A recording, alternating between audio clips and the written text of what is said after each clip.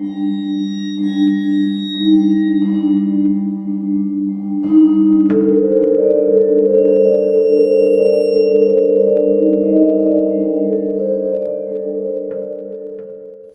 orang yang menggunakan pesugihan melalui babi ngepet itu dia bisa berubah menjadi babi, seekor babi yang diutus untuk mencari kekayaan, mengambil kekayaan, harta dari orang-orang yang jadi targetnya.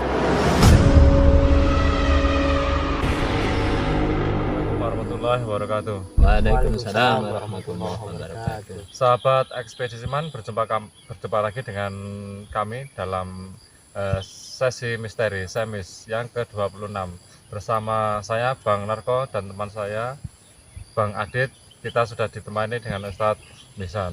Kali ini sahabat Ekspedisiman kita akan berbicara tentang mitos babi ngepet. Nah, langsung saja Ustadz, ini apa yang menjadi kepercayaan di masyarakat yang beredar tentang kaitannya dengan babi ngepet?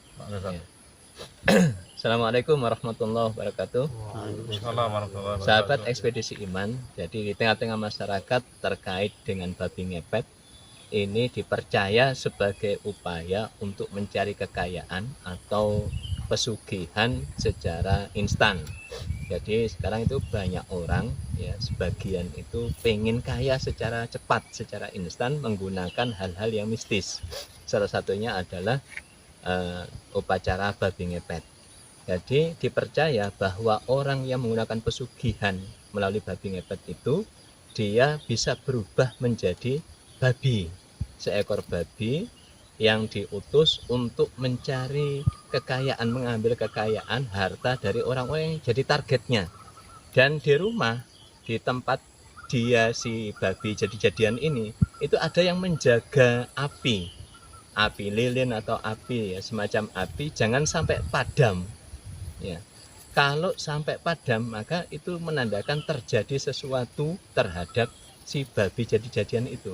Jadi harus dijaga dari awal berangkat ngambil harta target itu sampai kembali ke rumahnya itu harus tetap menyala-nyala.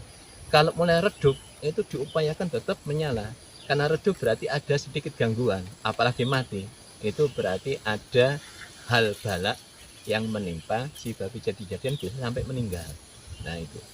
Nah ini yang dipercaya di tengah-tengah masyarakat, babi ngepet itu adalah upaya untuk mencari pesugihan secara instan tanpa bekerja keras, tanpa normalnya orang itu pengen kaya itu harus melakukan investasi, usaha, kerja dan sebagainya.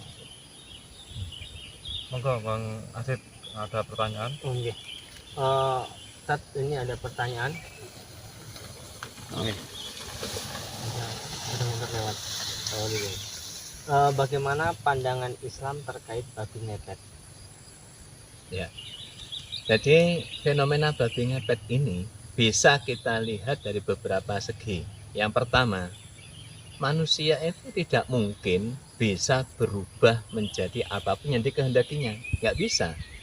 Manusia terbang itu nggak bisa, manusia berubah menjadi hewan, berubah menjadi sosok apapun itu nggak bisa. Yang bisa berubah bukan manusia itu, berarti itu adalah semacam jin, bangsa jin atau malaikat.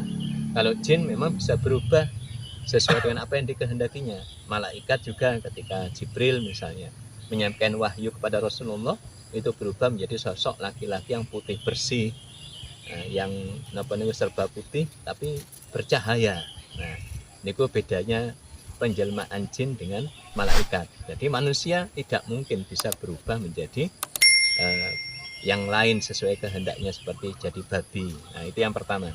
Berarti secara akidah itu sudah bertentangan kalau manusia itu yang berubah menjadi seekor babi.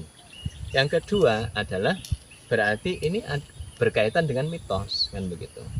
Jadi mitos untuk mencari kekayaan itu adalah dengan menggunakan babi ngepet. Dan sejarahnya babi ngepet itu muncul memang di Indonesia, khususnya di Jawa.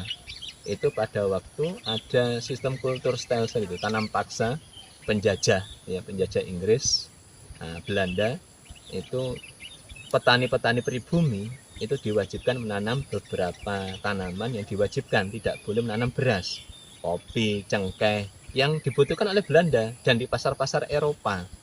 Nah, nggak boleh menanam beras yang memang dibutuhkan petani pribumi, karena tanam pasa itu kan untuk mempasok kebutuhan para penjajah. Sehingga ketika lantas ada orang-orang yang dekat dengan penjajah itu jadi kaya raya, petaninya ini jadi miskin, termiskinkan dengan sistem tanam paksa.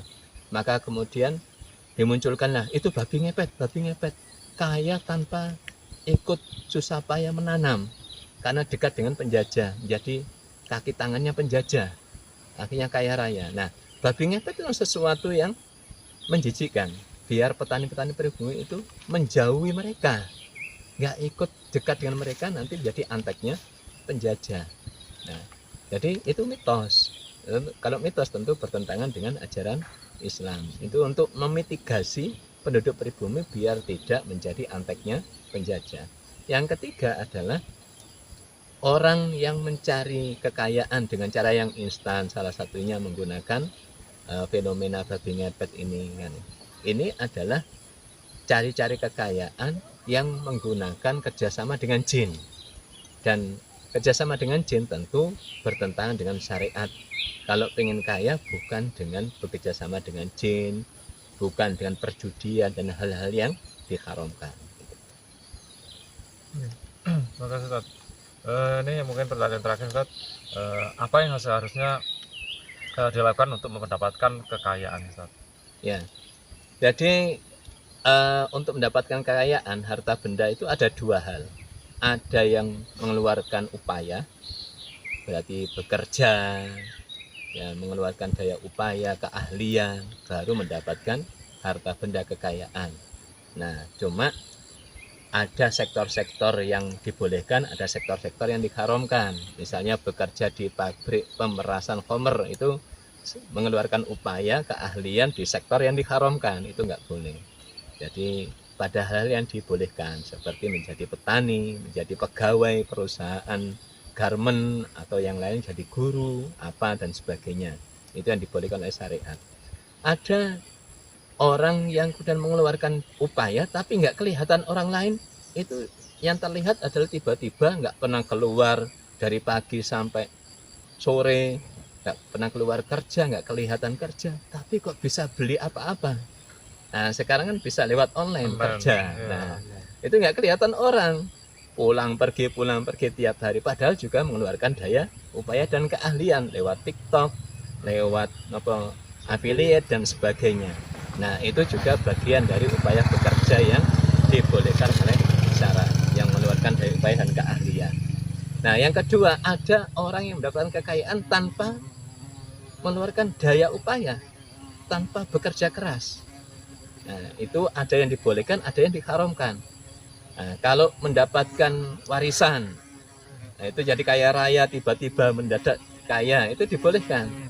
Mendapatkan hadiah, mendapatkan hibah, mendapatkan sodakoh, zakatnya besar misalnya.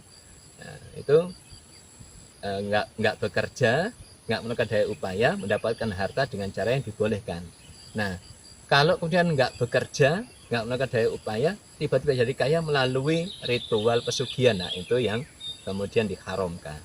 Jadi kita itu boleh sugih, silahkan sugih tanpa pesugihan, dan kita silahkan kaya dengan pengkayaan. Ya, kalau sugih tanpa pesugihan, kalau kaya dengan pengkayaan. Ya. Terima kasih Ustaz Jazakallah atas pembahasannya, jawabannya juga. Sahabat Ekspedisiman, demikian tadi pembahasan kita pada kesempatan kali ini. Insya Allah kita akan bertemu pada sesi semis berikutnya. Assalamualaikum warahmatullahi wabarakatuh. Waalaikumsalam warahmatullahi wabarakatuh.